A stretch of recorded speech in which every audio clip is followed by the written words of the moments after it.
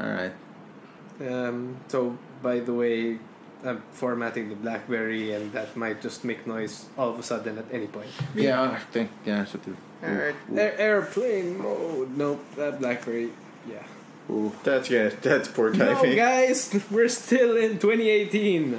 I'm talking about a BlackBerry in 2018. Nice. BlackBerry 2018 relevant information. Yes. Hey, they have a new phone. Huh? They're making a new phone again. BlackBerry? Yeah. For what? I don't know. For what? But why though? I mean, like, I don't accept know. defeat, right? They seem to think that they can still keep going. Oh, but to be fair, like they capitalize on like the mess ups that the big phone companies would make. So I can see why. I think Pat lost his notes. Stupid fat palms recently deleted. There we go. There we go. So do you have noise gates on that thing? Yeah, I do. I can set it up. Well, I mean, I don't know if you'll have to. You can just adjust them manually later on. Yeah. It's somewhere there. It's been a minute in. We're like, alright, so we should start the show. Yeah. Somehow. It's a good intro. This is the inevitable intro that we're always gonna go through. Yeah. If ever we do live recordings.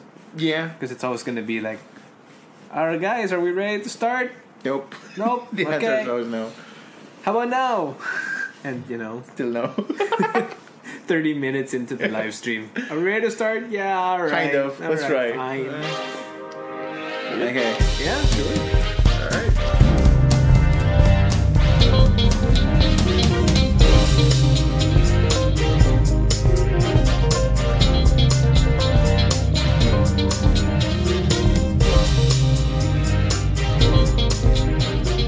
Welcome back to Between Keyboard and Chair, a very sexy Valentine's edition. It's me, Patinator, joined by my co-hosts Tim and Ponzi, and no one has crushes on us because we are too strong to be crushed.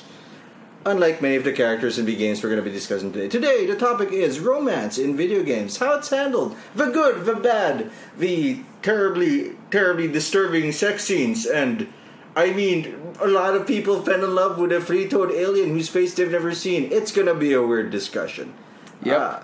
I think he said you were sexy. Oh, really? Someone's gotta, but Oof. Rough. Sorry, guys. Hey, I recovered my notes. We now have a discussion. All right. Hi, it's Sponsi again. And me again. You know what? Here's the thing. Official announcement. Tim is now part of the show. I mean, at this point. Yeah. We're just waiting for the new year to actually do that. I think. Okay, yeah, cool. Happy New Year! Happy New Year! A month after. Yeah, this is our first episode. Did the last year. episode come out after New Year? No, just before. Alright, fine. On the Just 31st. Happy New Year! I keep my promises, like on a technicality. So did a lot of people. And that's how your New Year's resolution is gonna go. But first of all, before we get into discussion, let's define what do you think a good romance arc in a game is. Let's focus on stuff that we interact with, because like a romance in a game that we don't interact with may as well be in a book or a comic. Yeah. Like it's what makes it different is that we got choices. So what would make a romance compelling for you? Like if you were playing a game and there was a romance option. So I'm actually a really story heavy guy. You know, I like my games to have good stories in them and everything. I don't actually necessarily think that having choice is a necessary part of it. Like I think some of the best video game romances are actual choice was taken out completely. Yeah, I mean later on when we get to more specific examples, it's like it's just like movies, right? You know, I think the best love stories, the best romance stories are the ones that are told to you between someone or some people who aren't necessarily you know, not necessarily first person. Okay. But does it involve your character, or is it like a love story between two others? Well, I'll tell you what. So I can give examples for both later, but I think most, if not all, of the best romance stories that I've seen are between characters that you do not necessarily play a first person. They're not expected. They're to not be you. Yeah. They're not you. Okay. Why do you think it would make it good? I think it's a matter of like character, first and foremost. But in my like playing of games, rarely have I been convinced in the romance angles of characters I've played.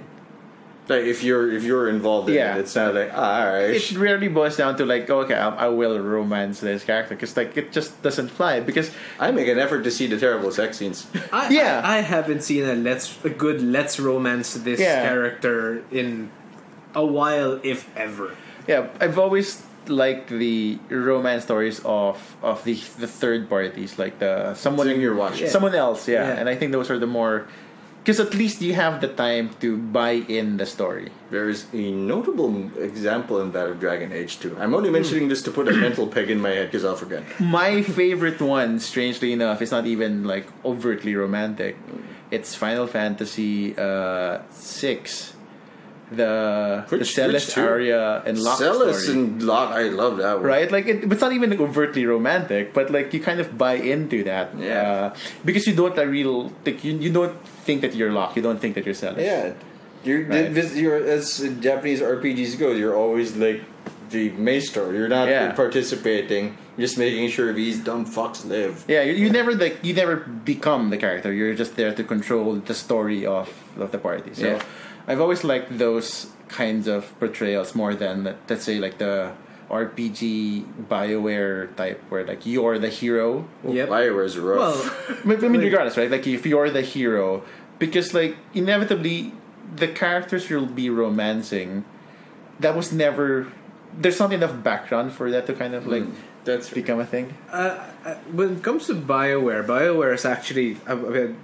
BioWare has taken more of a third-party thing because let's look at Mass Effect Andromeda. No, you know what? Let's look at Mass Effect. So sure. You were playing Shepard, right? Shepard is the one romancing. Yeah. Yes, you're pulling the puppet strings. Yes, you're making the choices, but he's still like a mix of you and he's still someone else. True. Unlike, let's look at the Bethesda games. Let's look at Fallout. Let's look at Skyrim. Lord. Let's look at, those are the most awkward romance. It doesn't get better, guys. Oh my god, Fallout romances were just them saying, thank you for bribing me into loving you. Yes.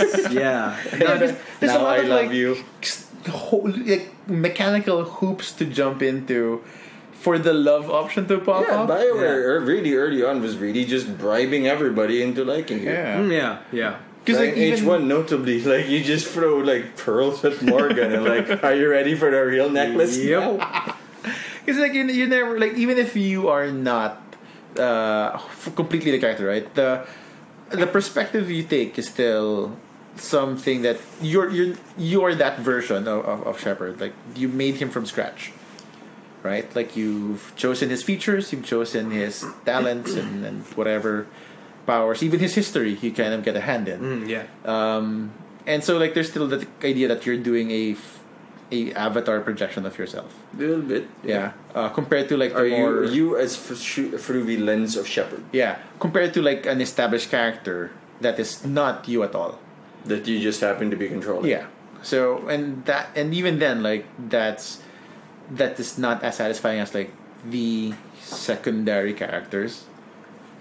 So a good romance, so for a good romance for you doesn't necessarily involve you. Yeah, even in shows and TVs, like I've always rooted for the B couple than the A couple, because like the A couple has a lot of things going on. Yeah, and we're gonna break up and come together. Yeah, because everyone's got a little CW in them the same way everyone's got a little poop in them at all times. This is true for Western dramas and Asian dramas, but the B couples have always been the interesting romance stories. They're the stable ones. Yeah, because you can see that kind of work and not worry about main plot arcs. Yeah. Right? It doesn't interfere much with... It's just a thing that's plugging along in the background. And so I think those are the ones that I like more than like me actively like pursuing a character. Yeah, in contrast to both of you in that for me the romance is like for a character I control, not necessarily like a avatar that I made, like Hawk or Shepard. from Dragon Age 2. I mean, gameplay aside, I actually like the way that game was written. I like it being taken in different directions instead of like, we are loving together and surviving together. That is probably one of my favorite parts of Dragon Age 2 is that most of the romances don't go the way they should. Most, we can get into it later, but most tellingly Meryl, a blood mage, and the fact that in Dragon Age 2 there was this ability where it doesn't matter. There are 2 meters. It's not disapproval or approval. It was rivalry and friendly. You can have a rival match, and you're just like pitching at each other. But they wrote it in such a way that often it was very healthy. Okay. Like you're just very complaining at each other, but it still works out and it's still sort of healthy. Like those little twists in romance, I enjoy. Which is why, as a whole, I'm not a fan of how it's done in video games, and I wish there was more. I also wish that they would stop trying to animate sex scenes in 3D stuff because it's just weird, you guys. It is weird. Like there's this thing when I was playing Witcher where like you want to see that thing happen, but at the moment it does, it's uncomfortable. It is uncomfortable, and not in the sexy way. It's just like really, this is weird, right? This is weird. Happening. I got that when I was playing the Hearts of Stone expansion with Shani. Oh yeah, no, but that was actually a good portrayal for sex scene. That was that was the best one of the series so far that I've seen. Because it wasn't canned. The animation wasn't recycled, and if you do it wrong, she pukes on you. Oh really? Yeah, if you give her booze, Nice. She probably should have mentioned spoilers. I love the reason they don't get together. I'm busy with my career. I get that. As a Witcher, they're I both understand. busy with their careers. Yeah. Like I don't know if Geralt's a Witcher or more like, where's my daughter? Like, where's Ciri? Oh, at that point, Matt, he was just a professional Gwen player. Whenever Ciri's not on screen, he should be asking, where's Ciri? Yeah, okay. So, notable examples of romances done well for the done well. The first deck, if I asked you, like, if you want to recommend a story that had a romance that worked out, what would you say it was? Like, what example would you give? I'm gonna take a pass in the cycle first. Like, go ahead, because like I'm blanking out. Okay, I got one. Nathan Drake and Elena Fisher. Damn it, that's a good one. Gotcha. You got me. What makes it great? Son of a bitch. You really did. I was rooting for them. 4 games in. At a glance, like, it's shit. It's Nathan Fillion the adventure game. So what makes it compelling? It's real. Real. Because it's not about. It's not about lovey-dovey. This is how they got together, and oh look, this guy was so sweet. As a matter of fact, in literally every Uncharted game, Nathan Drake was a complete dick to her. And that's not good, but it adds so much character to that love story that they keep finding each other again in the end. So it's not just like it's always nice things. No. Yeah, I mean, as a matter of fact, it didn't start well. It didn't start well, and it was never shoved down your throat. You know, you always. It's like because of the nature of Uncharted, you're watching it as a spectator. Yes, you're playing Nathan Drake. But you have no control with the love life. Yes, exactly. Yeah. You have no overall control with the story, and I think that's why it tells such a good love story. Yeah, because I agree. There you actually see the reality of what love is, what marriage is, and later on, spoiler alert for those who haven't played Uncharted 4, go play it now. And spoiler time. At the end of Uncharted, they actually have a kid. Yeah. And it's implied. Well, no, actually, it's straight out said. But it's like you see the development of that romance there, and that's fantastic. It's not something that you need to throw gifts at, or you need, or it's not something that's cheesy. Hey, we'll bang, okay? You know, it's not that. Oh shit. One thing to point out too, like, they got married out of the game, between games. They got married between 2 and 3. Yeah. And they got separated between 2 and 3. And I think and Right? then she got mad at him again in 3 and then again in 4. I think it's one of the way to kind of... I think that's what way it works, because every game of Uncharted, you try... Well, not you, but the character earns that romance again. Yeah, every and then he game. screws it up completely again. And he earns it again. Like, that's the... So you never get to see that it's stale. Yeah. There's always like dynamic, which is expected when your guy's an adventurer doing risky shit. Well, and kind of a dick. Funnily enough, that is actually the entire premise of 4, where there is this fantastic scene. So the premise of 4 was, in the beginning of 4, Nathan Drake has basically said, "Okay, I am no longer going to be an adventurer." Retired. And then, bam, someone shows up. He feels like he has to be an adventurer again. One last time. Yeah. And he doesn't tell Elena. Good move. And off he goes, screwing her yet again. And the worst thing is, like, he makes an excuse that is not the adventure. Exactly. So, like, she thinks he's doing something legit, and she finds out. But the best part about that game is that there is one scene where they're just at home, the two of them. They're on the couch. Right, They're just talking. They're just talking like any old married couple would, playing Crash Bandicoot 1. PS1. And it's real.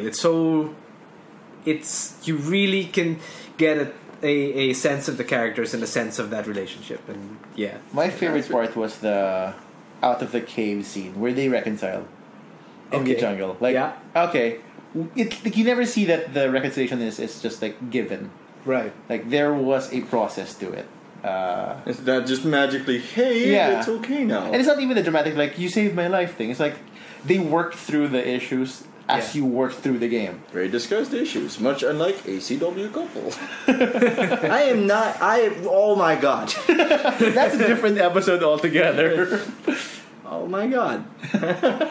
You go for it, because he just got the good one. Alright, so, I'm still blanking out. In terms of the cheesy ones, and I just made fun of it like 5 minutes ago, but the Tali one in Mass Effect 3. Oh, that's good too. For one fantastic moment, because in no over-romance story where you're playing an active member, do you get to fight for a planet for your partner. Like, that was the best moment of me for free before I got to the ending, because that was spectacular, because nothing else has stayed in my mind forever. Is that... And you're riding in your makeshift little truck thing, and then there's a Reaper there, and you're seeing this planet for your character's love interest, and you're thinking, this is gonna be the best fucking gift. I'm giving you a fucking planet. For your civilization to survive. Haha! Even if we break up, you'll always remember me. There's gonna be like a 15-foot shepherd statue here if the game's ending didn't suck, but we didn't repair. And then the next thing you do after winning there is you just sit and she picks up a rock and like, look at me, homeowner. Like that's pretty neat. I miss Legion, but this is nice too.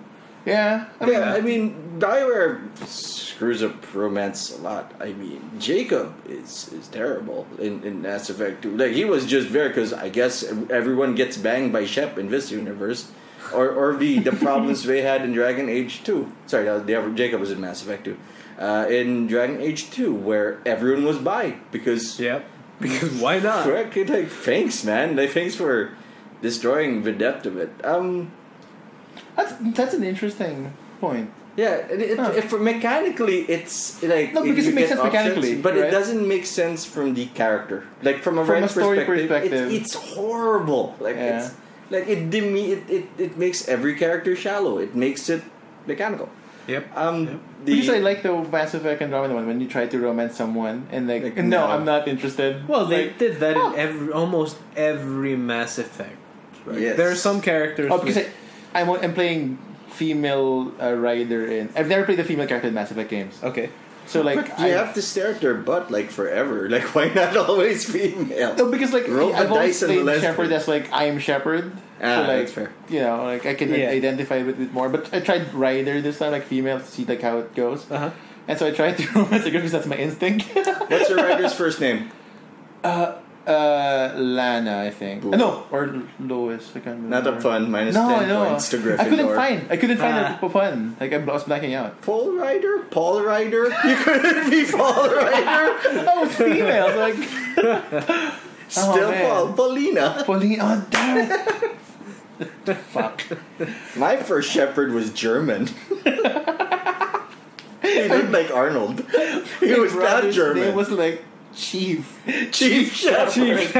Chief Commander Shepherd. Commander Chief Shepherd. Not only is he a master, he is also a commander of the Seven Seas. And then he was in character creation, like, are you sure? Like, yeah. Yeah. He was never been more sure of a character name. Yeah, Dragon Age 2 did not have that weird distinction. But there is like I have two more examples, so like the ones that really stuck in my head. Meryl in Dragon Age 2, I know I just pooped on it, but the writing for her is good because... Who's Meryl again? The Blood Mage Elf. Okay. She was the one with the mirror. Okay, yeah. But because wherever you romance her nicely or rivalry... Like the first time I tried it, like, oh, let's be nice to her, let's have a friendly romance. Oh, yeah, that... You try to convince her not to mess with powers beyond her control. You try to tell her that's gonna fuck you up. And a few bad conversations later, you killed her family. Ooh, rough. It gets rough. Ooh. And you try like, maybe next time we'll do a rivalmancy. And you fight with her. Instead of trying to reason with her, you argue with her. You think she's gonna let go of it. And she still doesn't. And one wrong conversation move, you kill her whole family again. Like it's not easy getting past that discussion point.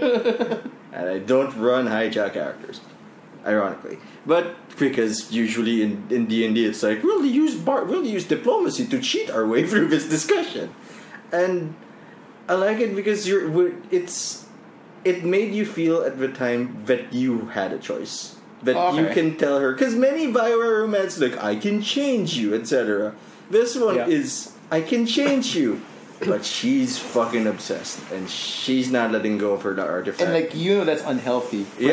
From the gate. And she agrees, like this is fucked up, but we gotta do it. And then it costs her everything. Only once I think I accidentally picked what I thought was the wrong option. Like, guess what? I didn't have to kill her family. Oh, that's nice. I mean, nice. As far as dating goes. Yeah. And the last examples I have are not because they're particularly well written, but because they connect with the story intricately. Anders and Solus. Anders and Solus from Anders from Dragon Age 2. He is the cause of every bad thing that ever happened because he basically committed the universe's equivalent of 9/11. Should you not? Even blew up a building. Yeah. Rough. And Solus is Fen Harel. He is the biggest bad in Dragon Age. He is the trickster wolf. He is the cause of and solution to most of life's problems in that world. Oh, okay. He also takes all your items and dishes them for a sweet cloak when you see him again, which is kind of shitty. Like, you could have given the staff back. Just like give it, man. Also, you were like my only healer. Uncool. And I love that the romance behind him is built on deception. Anders at one point had asked for your help, telling you can you help me get some saltpeter? That sounds familiar. And later he blows up a building and starts a war. Yep, that's gonna do it. And Ventai Cube Duke betrayed, but you kind of get what he did. But I care for you. And it makes it really hard to decide if you want to stab him. Or you want to become a traitor to everything you've done possibly up to that point by I'm gonna support this dude. Because that's the relationship. What did you choose? I never romanced him, I stabbed him. Okay, alright. I stabbed him, that traitorous bastard, and then I was like, should have just banged Isabel. But and Solus, I did romance him, because when you roleplay, sometimes you gotta take the dick. But I also like Dorian, by the way, fantastic romance, stunning ass. But Solus was the most hurtful one because at the start you don't know he's not the bad guy, quote unquote.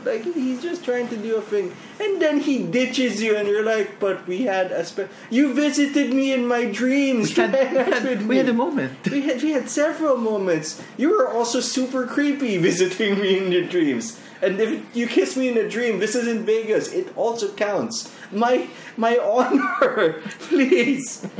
You're in bed. And then when you see him again, he chops off your arm because he's helping.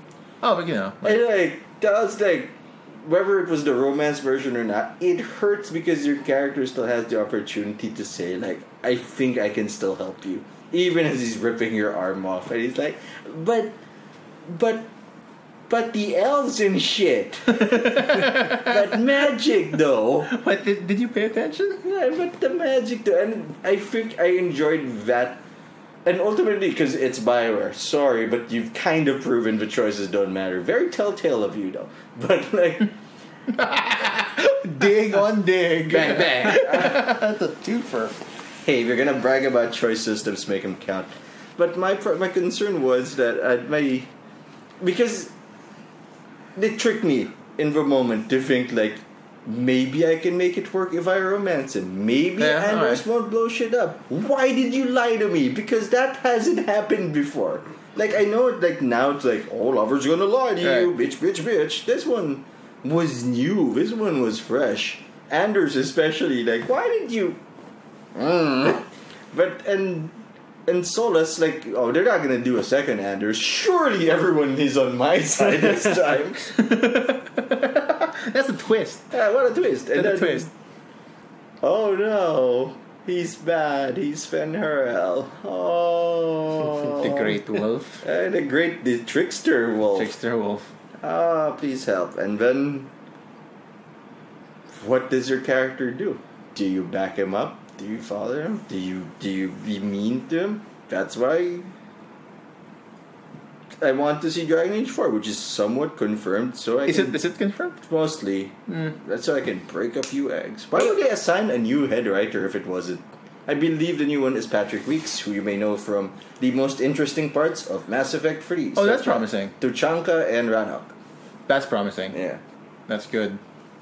That's the chunk part. You don't actually get to do anything in the end, right? No, with Solus. No, he's like, just, surprise, bad guy. That's the illusion. Right, yeah. All you can really do is see how nice he is to you. If you're mean to him, he doesn't tell you the whole plan. He just tells you, you're gonna fuck shit up, then punches your arm off instead of gently removing it. Ooh. Well, if you're a dick, I mean, you have to be a dick to a guy whose musical track involves "bwom." Our favorite sound effect, "bwom." Bwom. Bwom. And now you're out of time. Bwom. I'm out of time. Okay. Here's the thing.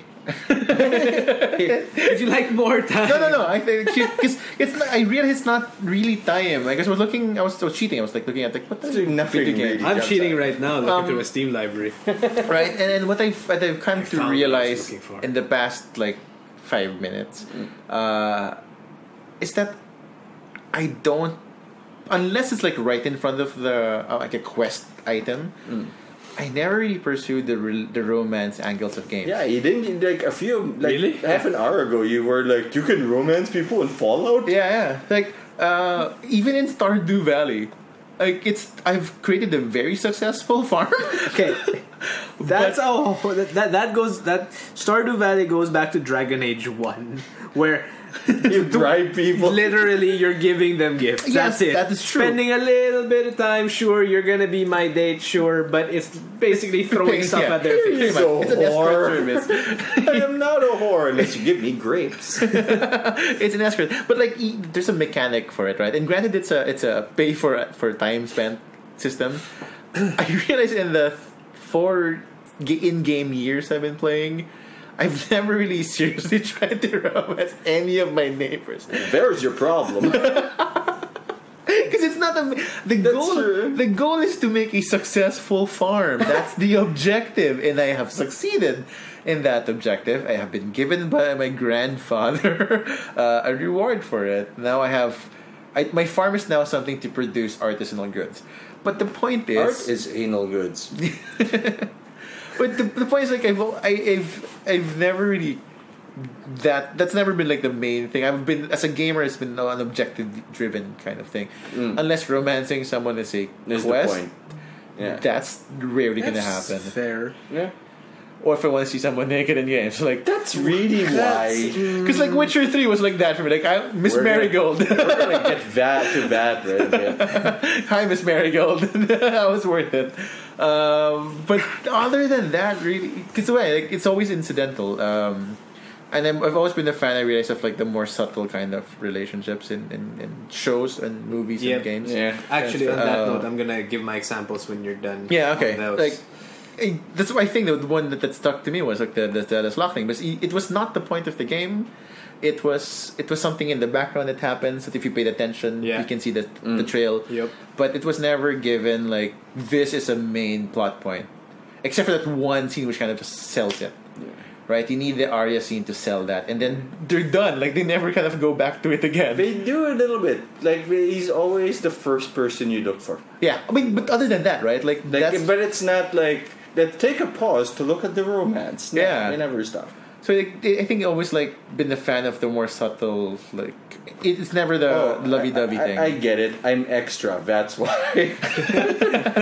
It's a new word I learned. I've heard that a lot. Like basic, which I somehow also am.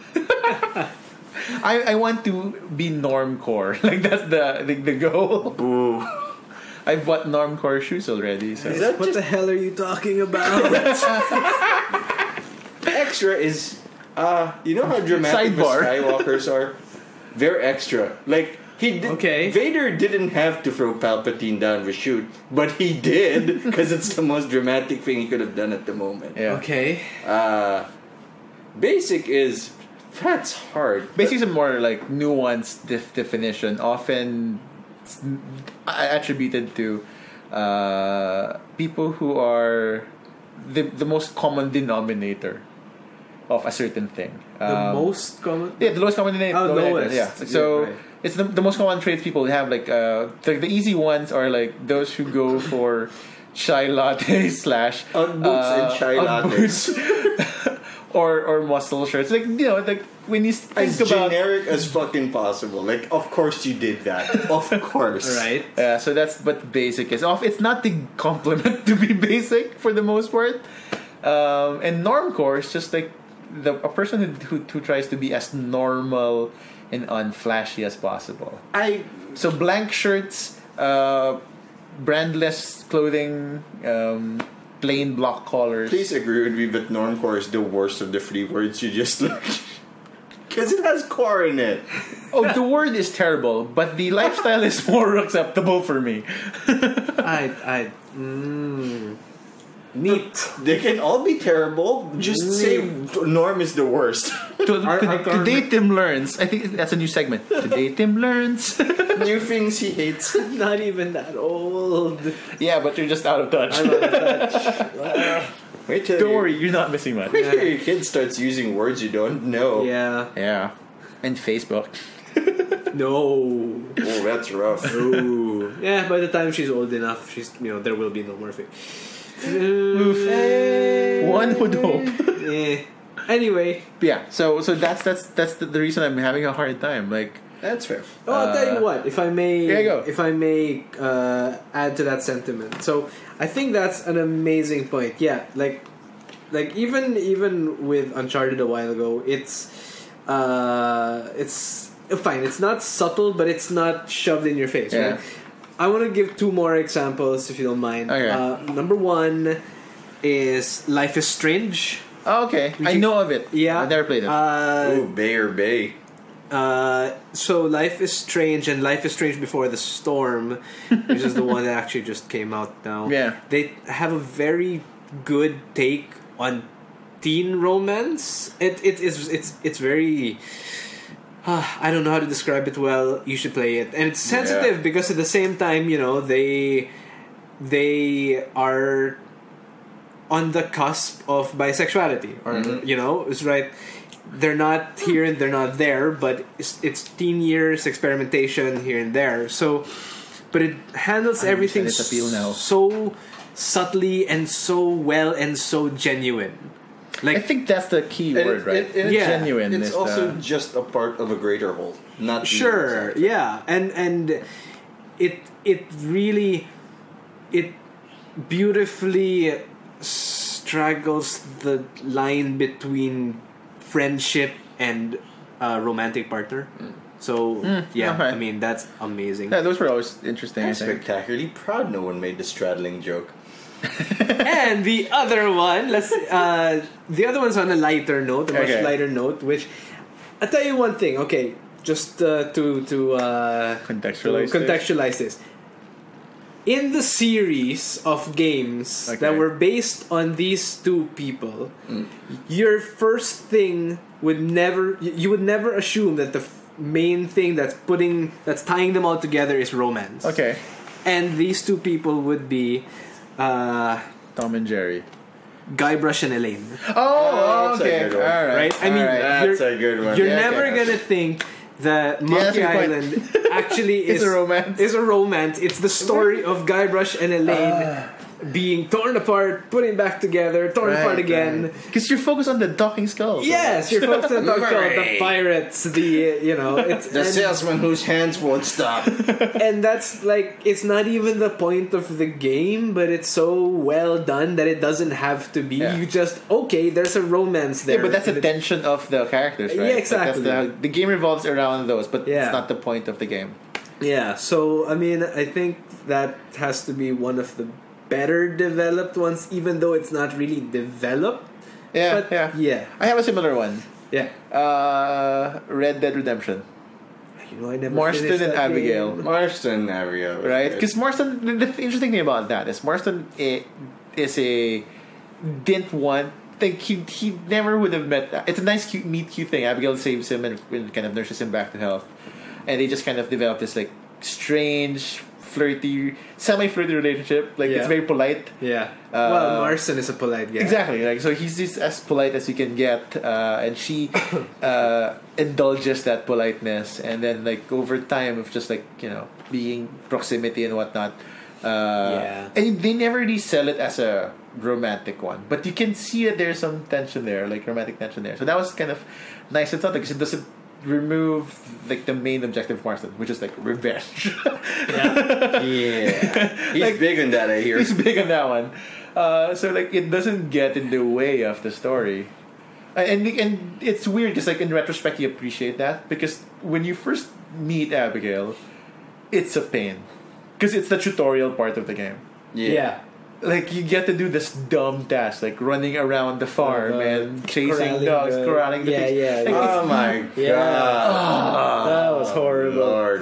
But the payoff is like, oh okay, but I don't want to play this part of the game. Can I skip this one? I was here for guns. And the best part and / worst part is like you get treated to guns early, and then you get the corralling thing. Like, oh man, is fun over? You gotta follow the law before you shoot the outlaw.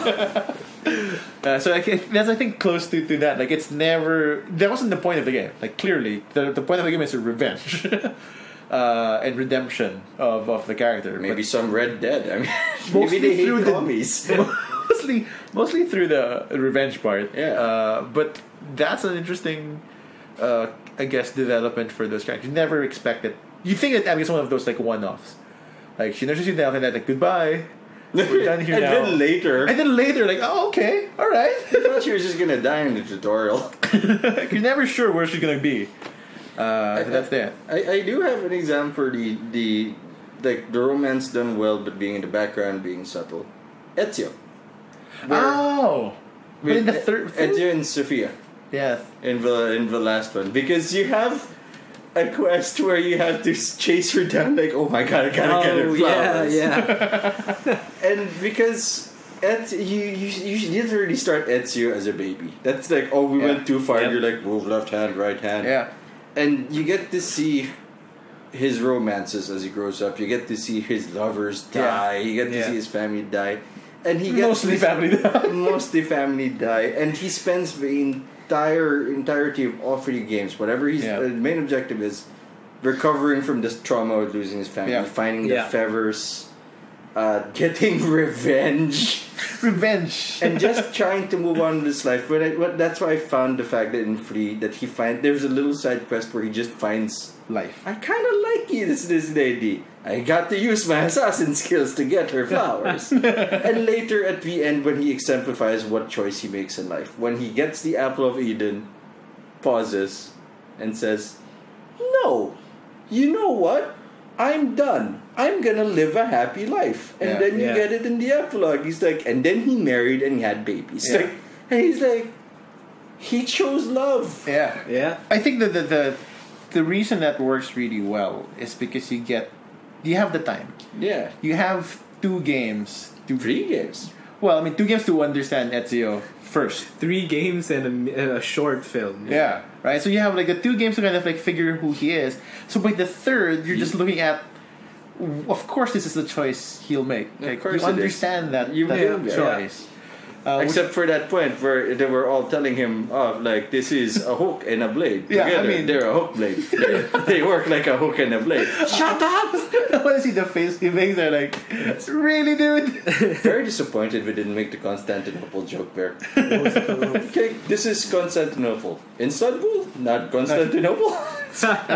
Just go on for like 5 minutes. And there's a background music accompanying that. Yeah, so I think that's an excellent example. I forgot about that. Huh. What is that? So what we're saying is basically that when you don't emphasize the romance, it's a better romance. I think so, It yeah. can't be standard. It can't be something you've seen before. It has to fit their context very well, I think. Which is why I think the subtlety works. Because instead of just, the story is love, here, the story is, what is love relative to what they are in the game? Because like Like if you relative to their story. Because it's not... Okay, yeah. The Drake and Elena love story was based on, man, this guy is a dick, and he goes around on adventures and lies until the very end, and still they found a way to just make it work because they chose to. Yeah, and because I think they showed Elena's like side of things as well. Like you understand why it's not just shallow bitch gets angry at awesome. Like, you understand why she's you actually empathize more with Elena than with Nathan. You're playing Nathan Drake, and there's this one dick. scene that actually sells that. Like that's why like she keeps getting with him because like she also likes the adventure. Yeah. She will say that she's done with that life. I'm she done, really but I wants get it. that.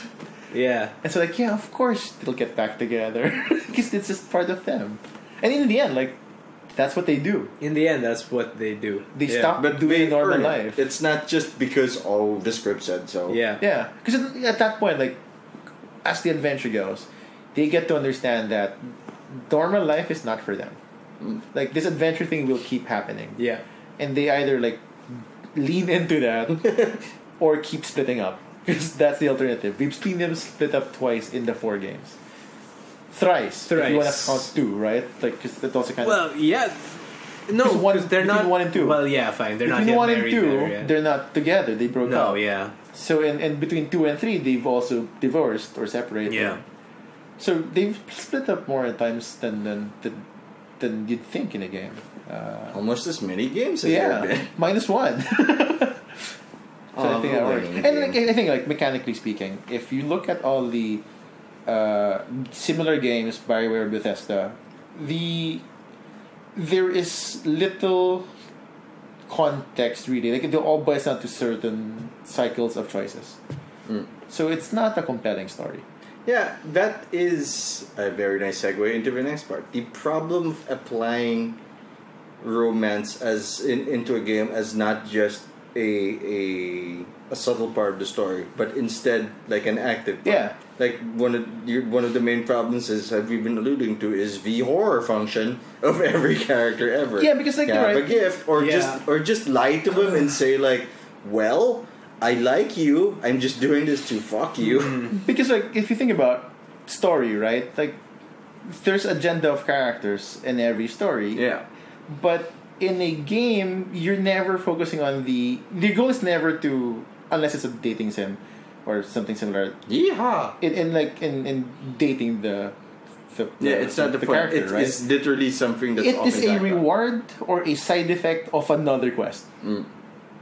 So there's no real earnestness in that relationship. That's really hard to grade, though. I can think of one game that's done that well, Which one? but that's not even a fair thing. And while I don't think it is the best romance, I was thinking about it the whole time a while ago, but didn't use it as an example.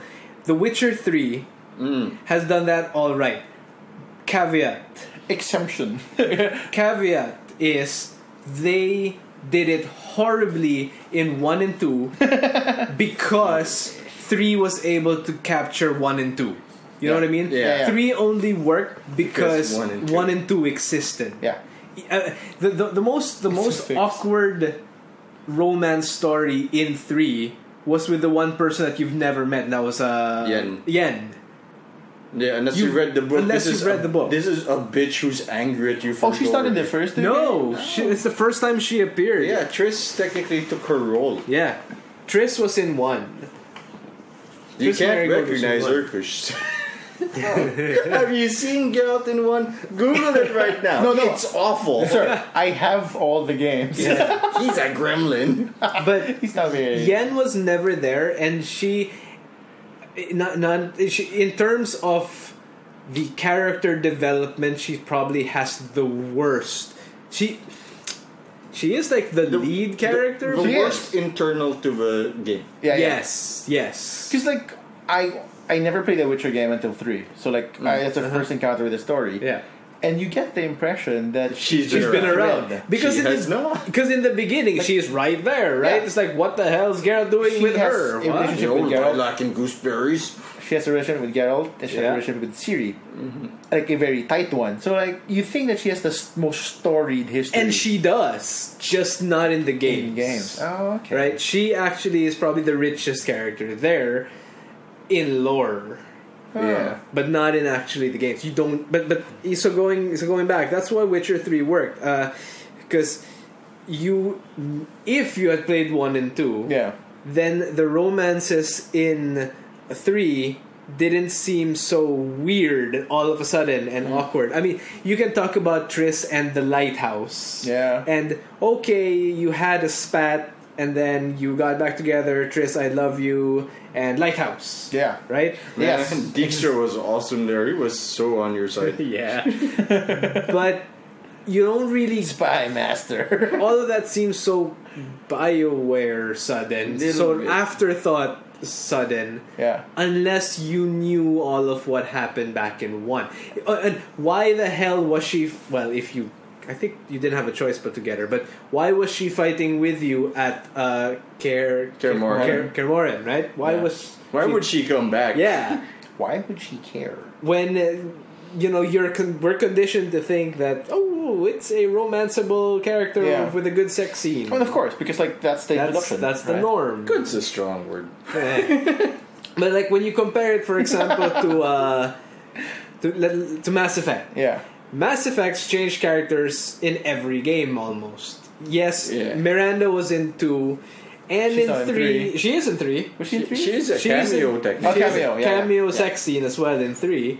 But ultimately, there's zero depth. Yeah, There's it's not. nothing there. It's a transaction. There's also a lot of ethical questions because you're his commander telling them to fuck.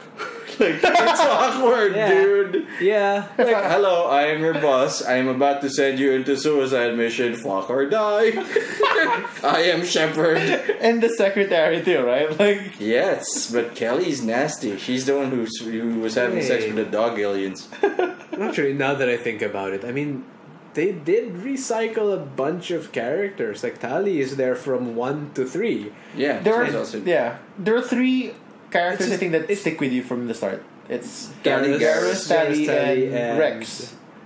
Even if, like, he's not a main. He's hanging like Shepard's cool. Yeah. I'm in the Well, Shepard of course, fan club. assuming Rex survives one. Spoiler. Oh alert. yeah, Liaris. We had a friend who did not know Rex could survive one. But the thing is, I feel like they didn't.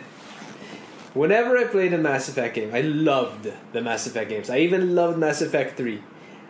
But Yeah, I can say that. whenever I I can say played a Mass Effect game, 1, 2, or 3, especially in terms of the romance options, they always seemed super disjointed.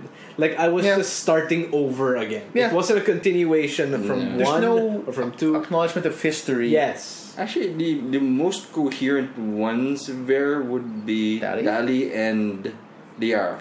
But it doesn't make sense as well because look, you can romance Tali in 1 and in 2 and in 3, right?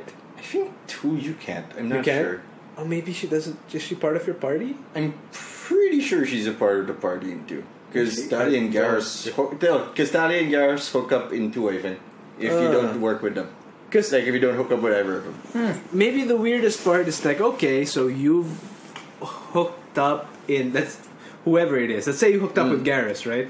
You hooked up with Garrus in 2, but there's little acknowledgement that had happened at all in 3. That's true. It's just like they mentioned that it is to say we remember. Yeah. And a side note, it's a really sweet scene because you can't kiss him because his mouth is mandibles. You just headbutt each other.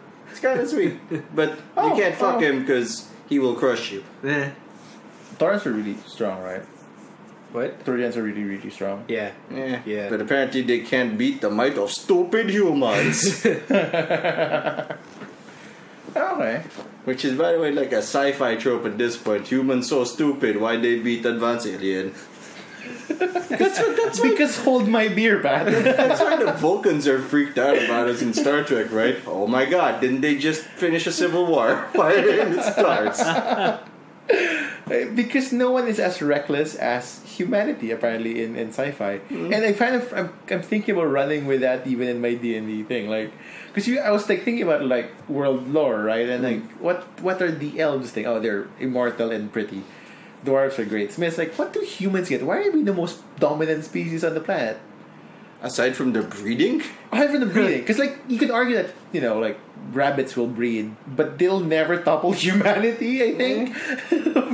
But like, why would we like to be dominant in amongst like several races more like biologically powerful than us? It's the beer. It's the beer. It's like, yeah, I'm gonna do this now. While the others are like, maybe we shouldn't. But we're so wise and old. And our wisdom says don't. And humans are like, no, but we will. we'll get this one. And I think that's the old sci-fi trope, right? Like, why would we be able to reach out and go with the future and advanced technology? Yeah, and the topic of The Witcher 3, aside from the reused animations, where one of the biggest problems with romance as a whole is romance isn't. I mean, also, it's a strong term to use, romance in those games. I mean, there's like it involves sex because if you really like someone and there's no fucking, you've got yourself a best friend. If you don't want to fuck him, they're your friend. It doesn't make it bad for either of you unless one of you disagrees, and then you need to have a talk. It's that the sex scenes are, if not classily done or if they don't fade to black, are just awful. Like, don't show me the scene. Like, there are a few moments in like Inquisition did it well, aside from the terrible power that's the during the post scenes. Many of the sex scenes were always about the discussion after. I can think of objection, Your Honor. I can think of one that they did well. What was her name? Cassandra? Yes, Cassandra. Cassandra's was done quite well, I think. Yeah, I don't know. I don't think you should bring up your ex after you fuck for the first time. Point, sir. That is a good point. That's when I said that, like, can we break up? I don't think you're done. So, my example shot good. Down. I don't think they were well done. I like the Iron Bull one because you don't know if he was lying or not. Yeah. Freddie Prinze Jr. as Big Bull. But wasn't that just like, character development rather than part of the romance scene? Well, can they be both? I guess fine, it can be both. But alright, go on, sorry. And but the scenes themselves are awful. Like, and more to the point, very unbecoming is not the right word. inappropriate. Not because moral guardians, but because I'm playing a video game. If you have a sex scene, can I have buttons? And it can be implied, it doesn't need to be shown as the culmination of the event. It's not a requirement. Yeah. Yes. In some respects, like Jack in Mass Effect 2, it should be because that's her point of vulnerability. That's why if you fuck her without talking to her, like she just stops talking to you and she dies in the suicide mission. Yeah. Oh, that happens? Yeah. Oh boy. If you don't respect her as a person, she hates you forever. That makes sense. At the start. But it's just BioWare just puts too much sex in their games. Like, come on, take it easy. I mean, you don't have to go. At this point, it's a feature. You don't have to. It's an expectation. Yeah, It's a feature. And the last one was one of those like, how can you romance everyone? Was a question thrown out in the press cycle, right? Yeah. So And like, also okay, it's a feature was a now. Big deal that Cassandra was straight only. That shit. Lionhead dude. What's his name? Like, I think the better thing to ask is like, does having the romance option actually enrich the game or the story? Because at this Not point, in the Inquisition. because I mean, right? Like, Yes. what's the point of putting them there? From a story game perspective, like you only add things that bring value. What do you mean romance option? Whatever, like if we put the romance, because technically speaking, right, you have a game and you have a protagonist with the objective. Yeah. It's virtually a straight line, right, with obstacles in between. Sure. Yes. The romance options are rarely presented as part of that. They're often It's a tangential, right? So why are they there? Again, I think it depends how it's handled. Okay, sorry, I'm gonna go back again to what I said a while ago about Witcher 3. Yeah. Okay, no, before that, look at sorry, that's Go back in time. Yeah. The thing I hate most about BioWare and the way that they do their romance is, like Pat said, yes, it is the reward before the big battle. It's, I'm going to die now. I'm going to I'm going to romance my lady or my man now because I'm gonna die tomorrow, and this is the culmination of everything. And let's bang, okay? I feel like they should do it after the main mission, like just an epilogue. This is my favorite. Just a long section. You see, Yeah, that's what I find to be so kind of shitty, because look at Witcher 3. Yeah. With Witcher 3, it's a nice way of putting it. It's sprinkled in the story, sure. right? It's a natural thing. It's not something that you're aspiring to before the big baddie. It's just it's like put into the story. And if you say no, you don't want sex with a girl, or then fine, And go on with the story. I think that kind of reinforces the point, right? Like, It's kind of also annoying, but if you say no to them, the romance ends. And you're like, why? But well. I mean, Maybe I get that because Geralt has a problem with his dick. now that's a lot of RPing right there, son. there are no potions he can find. There's no oils will be enough.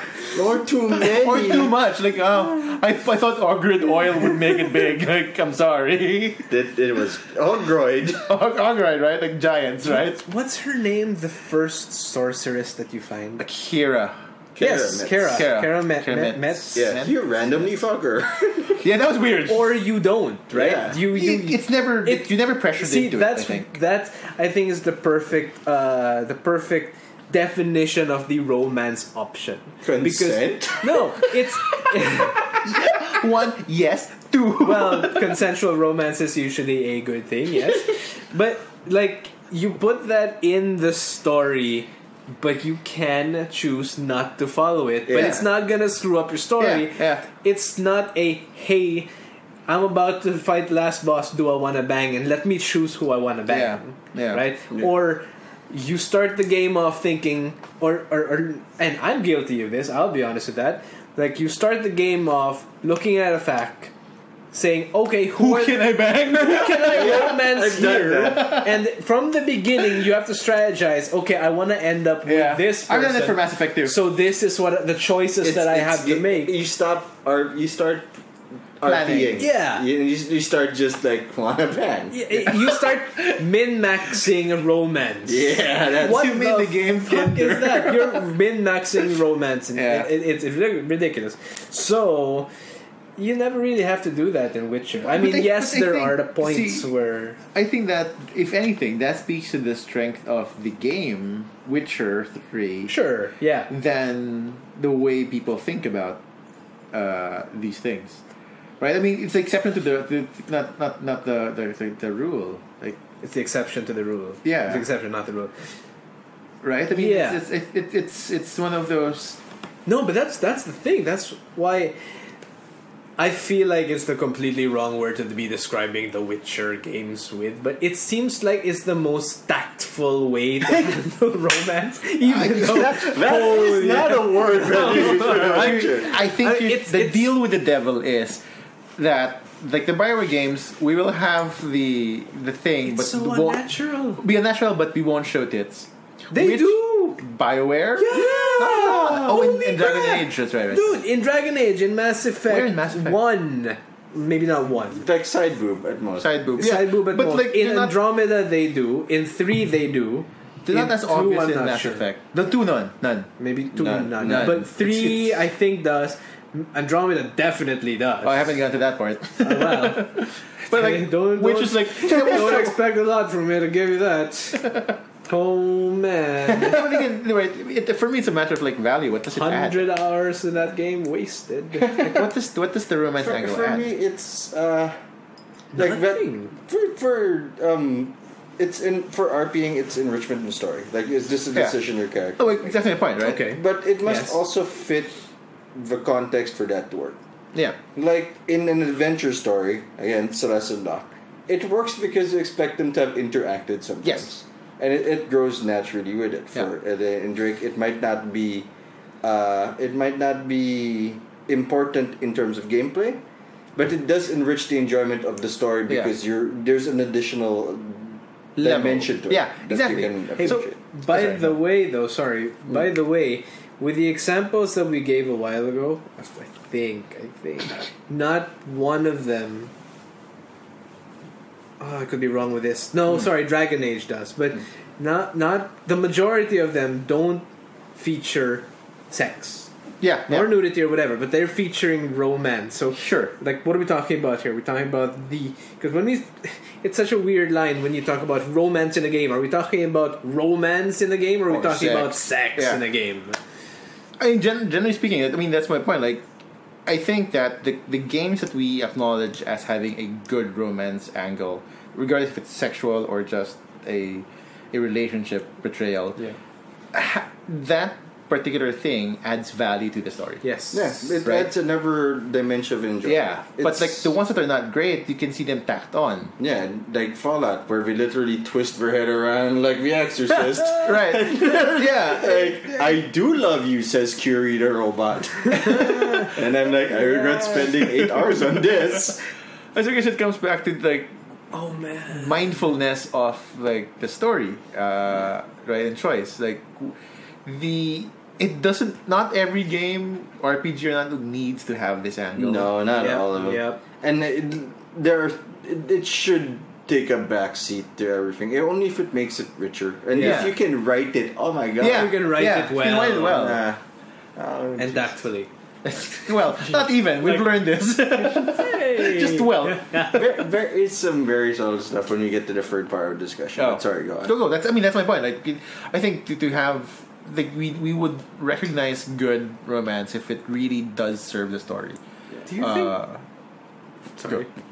Do you think they're ever gonna write a romance in Mario games? Isn't Mario based on the romance from No. the start? Pete, no. Not really. Save the We have Princess? no idea why he wants to save the princess, as far as I'm Well, aware. she keeps offering Mario pie, and I think Mario just doesn't get it. I have a pie. I'll bring my brother with me. Oh, nasty. Oh, where's the cake? I think I could be wrong because I don't follow Mario games very well. I think there might have been a romance with Luigi and Russell. Luigi. Wait, no. Rosalina or Daisy? I don't know. One One of them. certainly someone must have had sex with Bowser because he has kids. I think they've That's the real retconned that. story. Really? They're not his kids anymore. What are they? There's Underlings? like One? they're like underlings. Oh, that's I don't know. way It's- less interesting. Yeah. I mean, I think basic Mario plays on the trope of like save the princess thing, right? So like one can assume, at least in the Mario Because 1. plumbers are the heroes. Yeah, because plumbers are knights. I know, son. I mean, she's your friend. You want to save her, right? And if you know you can. Yeah, I mean, there's that. I mean, That's so presumptuous. I'd call for more help. Well, that's why Luigi's there. Yeah. Go player Bring the 2. bro. It's tall Mario. And, I mean, Mario just has bad judgment. He brings Yoshi around, so... I mean, Yoshi's a spawn. Yoshi's... Yoshi. He eats mushrooms. He also eats like villains. He eats villains. Yeah, that's true. And he spits out their shells. Yeah, that's weird. Or That's fireballs. Horrifying. horrifying. He also grows wings. So Yoshi is just basically a freak of nature. I mean, how is he not? Like, even without the eating. Like, he's a frog on 2 legs. Or dinosaur, depending on what version. Yeah, that's true. It's quite horrifying. Yeah, actually, that is the problem with, like, I touched on it in Inquisition, but a lot of the power dynamics are fucked up and I have a semi-relevant question, actually, to both of that. Have you guys... I've never played, at least in full, a Zelda game. So I Same. know there's Link, and I know there's Princess Zelda. Yeah. Is there romance there, or is there just not really. nothing? It is Implied romance? Is no, it? not even. Not even? It's never like Link's. It's more like Link. Holy fuck, Ganon is here. Can you like lend a fucking hand? So for a it's second? like what's the Mario and relationship? Peach. Huh? I What's the mean, relationship? Nothing. Friends? Not even friends most of the time. Most of the time, save the it's- princess. Yeah, but Like all that time, and like we're still like we're just acquaintances. and- Like and I've saved you 17 times, Zelda. And half the time, it's not because the princess is in trouble. Because in like even the older ones, like the modern Hyrule in trouble. Link's like, well, Ganon's here. I gotta fuck his shit up because he's fucking everybody Wait, up. are we saying that Link has a revenge, like driven drama against? Not revenge. Fuckers making trouble. Fucker is fronting. Gotta show him who's boss. So he's a troublemaker, a rabble rouser. A rabble rousing killer. And he doesn't really like the romance is secondary.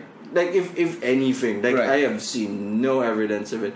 Because they had this old dumb shit cartoon. Yeah, that's the cartoon. Oh yeah. Fantastically poorly animated. Yep. Weirdly, it was accurate to the game in that you can throw a bomb and ride the explosion on your shield. Yep. But the romance isn't there. It is an adventure story, Okay. and you're blowing shit. I always assumed it was an implied romance, just because it was playing on the old knight errant princess. Oh no, he bangs everybody else though.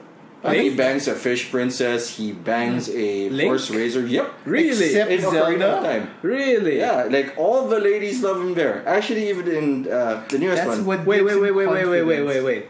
As in, it's Oh no, you're implying it, or the game says, "Okay, I the love game's you. implying it. We are lovers." Does now." the screen fade to black and blow again? It's old style Nintendo. This is pre-Bayonetta Nintendo. So it is just like they really like Link. They.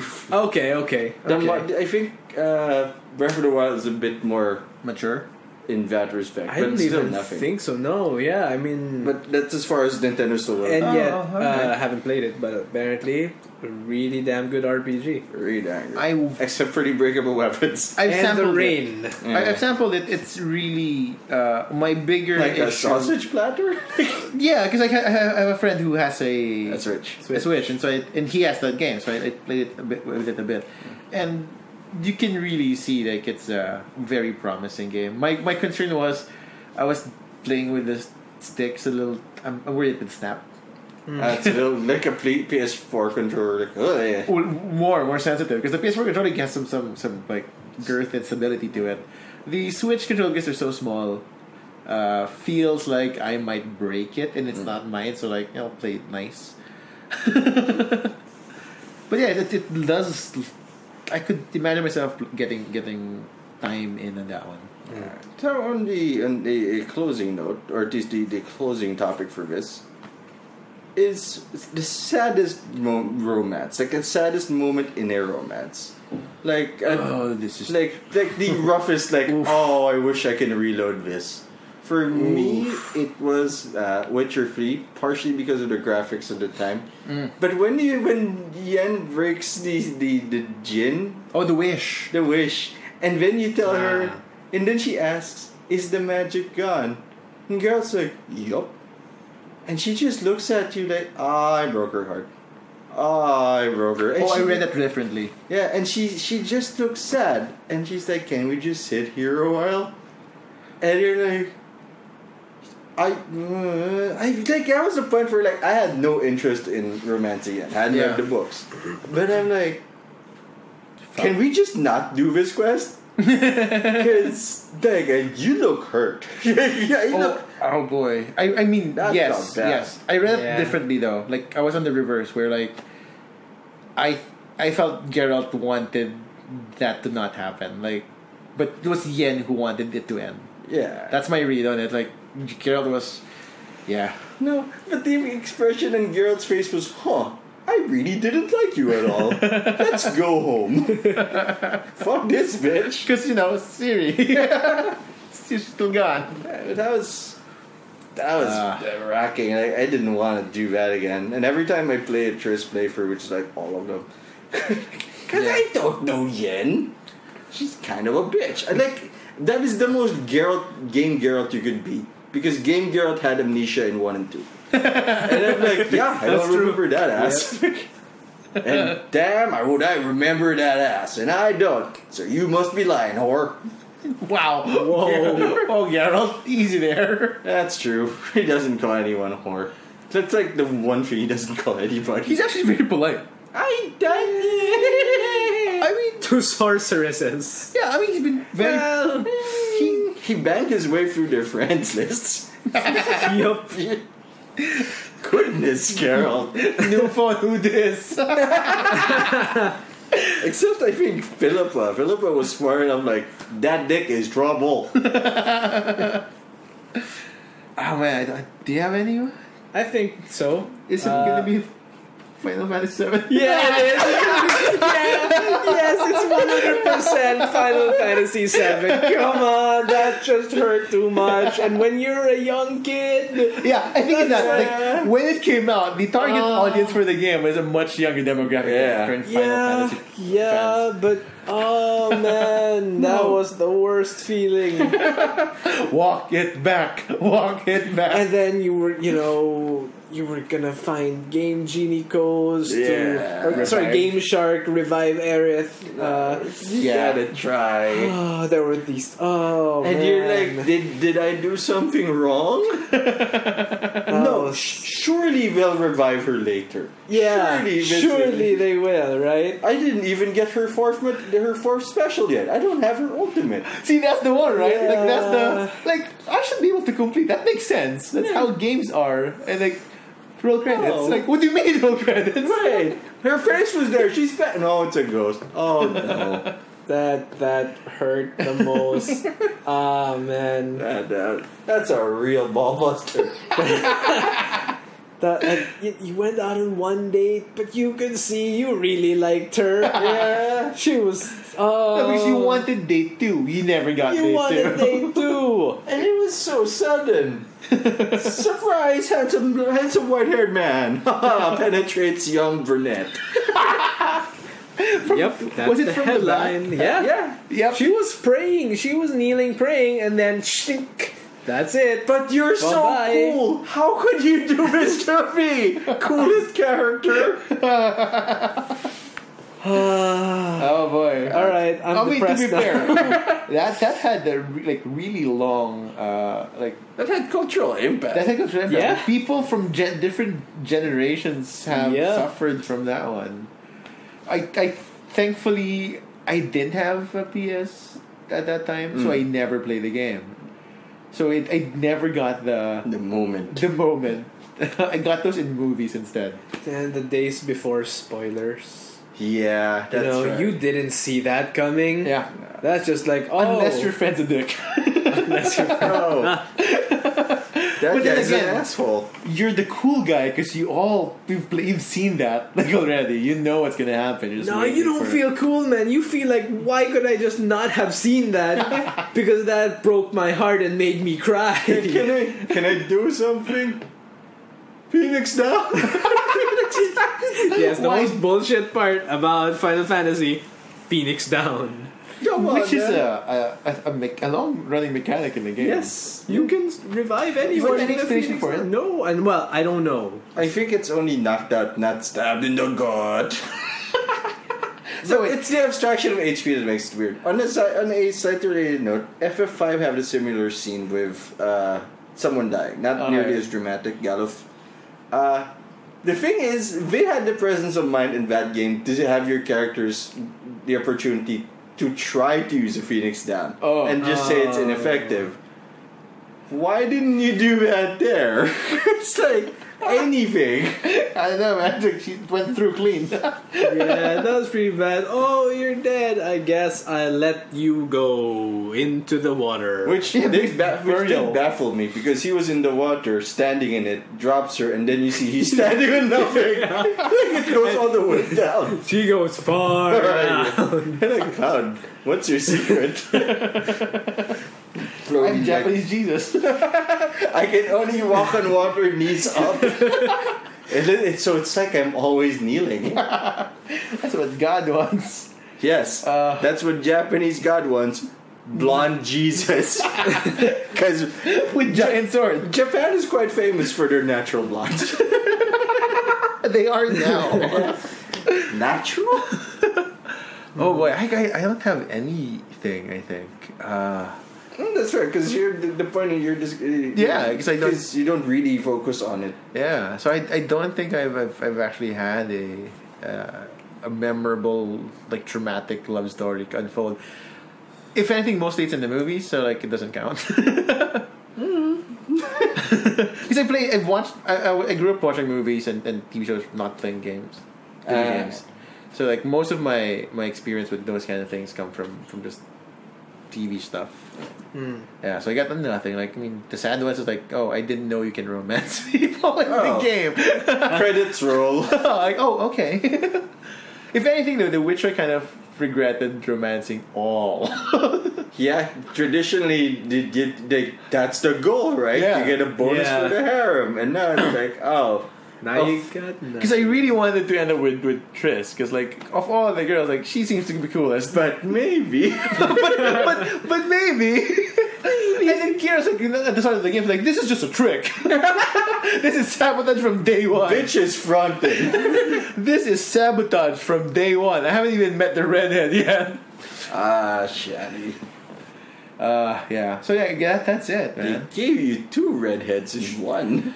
As a sorry, and I guess that's yeah. okay. But maybe that's it for me, because like I was really hoping you could like go long term with Shani as like a fix to the sad ending I got. Nope.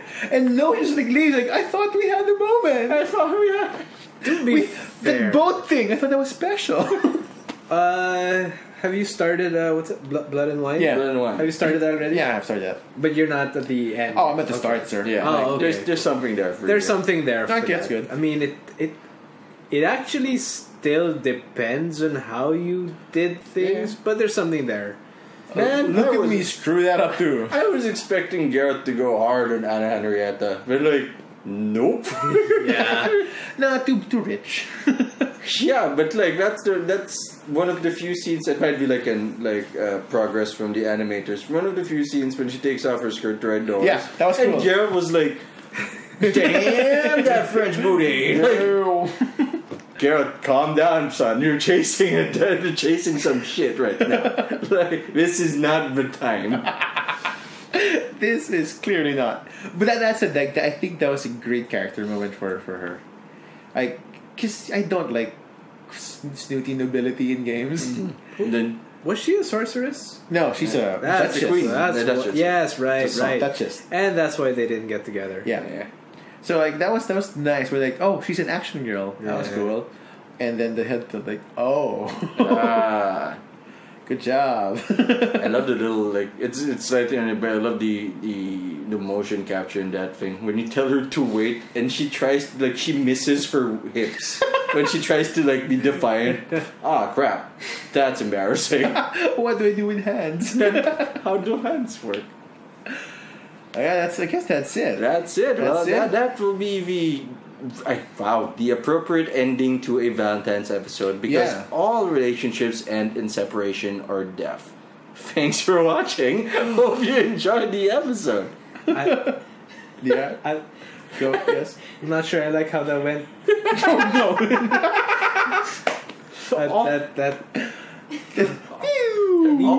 All will be well.